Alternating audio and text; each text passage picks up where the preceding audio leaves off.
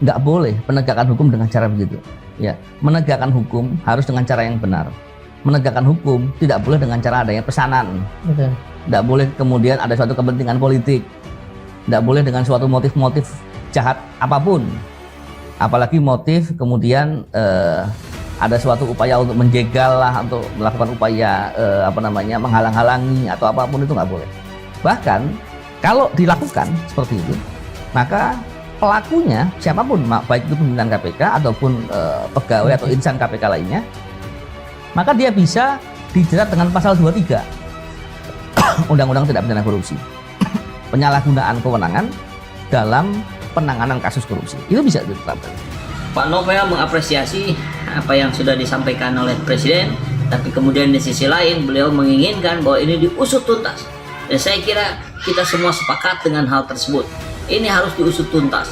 Jangan sampai kemudian persoalan tes wawasan kebangsaan ini menguap begitu saja, karena ini bisa dijadikan alat untuk mencegal seseorang. Kan itu yang ditangkap oleh perspektif publik hari ini. Maka ayo segera buka saja, ungkap hasil tes ini seperti apa sih, bahkan isi tesnya itu seperti apa sih. Kok sampai bisa-bisanya menjegal orang-orang yang punya integritas tinggi, yang punya dedikasi tinggi. Ini musuh nyata loh. Isu itu udah 7 bulan lalu ya, yang sampai hari ini cuma jadi wacana. Ya, Ya kan? tidak bisa dibuktikan. Tidak bisa dibuktikan.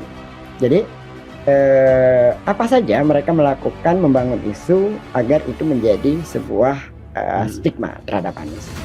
Yang semakin diperlakukan seperti itu, semakin menjadi panggung. Saya ingin memberi contoh satu hal. Ketika Anies dipanggil ke KPK, saya kira baru satu-satunya dia, seorang pejabat yang menjadikan pemanggilan di KPK itu menjadi panggung.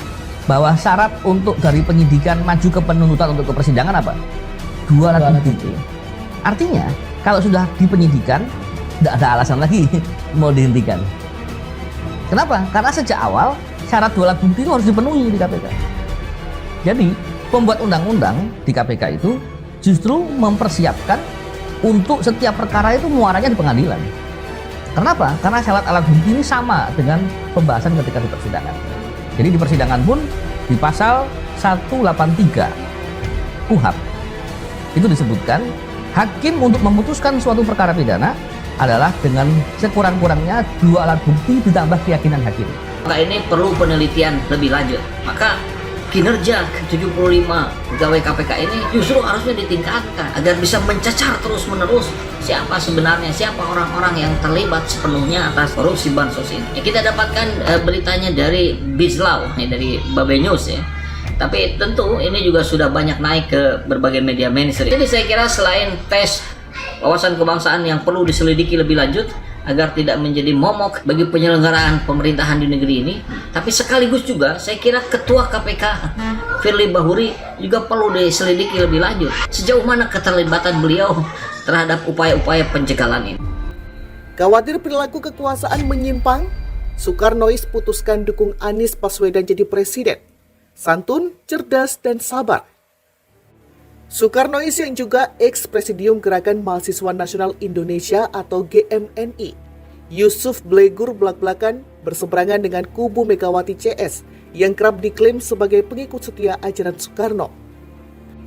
Bukannya tanpa alasan, Blegur menilai saat ini ada kecenderungan rusaknya penyelenggaraan negara oleh penguasa yang menurutnya berasal dari lingkaran yang selama ini disebut Soekarnois.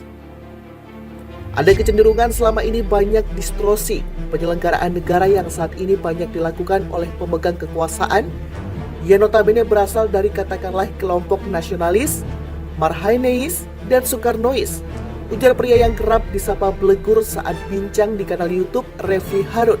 Dikutip Senin 16 Januari 2023. Boleh jadi kekacauan bahkan kecenderungan kehancuran bangsa ini disebabkan perilaku kekuasaan yang menyimpang itu, tambahnya. Karenanya imbas dari kekhawatiran adanya kekuasaan oleh penguasa yang juga menurut Blegur diisi oleh beberapa pihak yang mengatasnamakan diri sebagai Soekarnois, dalam hal ini salah satunya PDIP sebagai partai penguasa. Maka Blegur dan rekan-rekannya yang juga bentuk relawan menjatuhkan pilihan ke sosok yang dianggap sebagai kebalikan dari kerusakan yang tadi disinggung.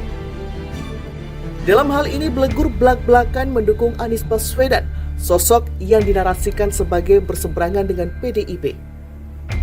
Saya melihat bahwa Anies cenderung menjadi antitesis bukan pada figur, tapi pada situasi politik kekinian yang juga di mana banyak distorsi penyelenggaraan negara, termasuk krisis kepemimpinan. Banyak sekali pemimpin yang tidak berintegritas, tidak satunya kata dalam perbuatan, dia bekerja dalam rangka katakanlah mengejar jabatan dan materi, bukan sebagai pengemban amanah rakyat. Itu jadi persoalan, jelasnya. Kita melihat figur Anies adalah figur yang bisa jadi antitesis atau pembaharu bahwa ada kepemimpinan Pak Anies yang menarik. Pertama soal kuah intelektual dan ideologis, kemudian persoalan behavior. Bagaimana dia mengedepankan politik akhlak, kesantunan, kecerdasan, kesabaran. Nah itu penting, jelasnya. Belegur yakin Anies bisa bicara lebih saat kontestasi Pilpres 2024 dimulai dan berharap ex-gubernur DKI Jakarta tersebut bisa jadi presiden. Ia menyebut bahwa Anies adalah pemimpin yang dibutuhkan saat ini untuk bangsa Indonesia. Insya Allah dengan situasi kondisi negara yang sudah sangat destruktif, bahkan di ambang kehancuran, Anies ini adalah figur yang buat bangsa to be or not to be. Jadi kalau buat bangsa Indonesia, kalau ingin selamat dan ingin melihat eksistensi NKRI ke depan, figur pemimpin yang tepat, amanah, berdedikasi tinggi dan untuk kepentingan rakyat, maka Anies jawabannya. Belegur mengaku bahwa pilihannya untuk tidak ikut dalam arus Megawati dan PDIP didasarkan pada kepeduliannya pada kondisi bangsa.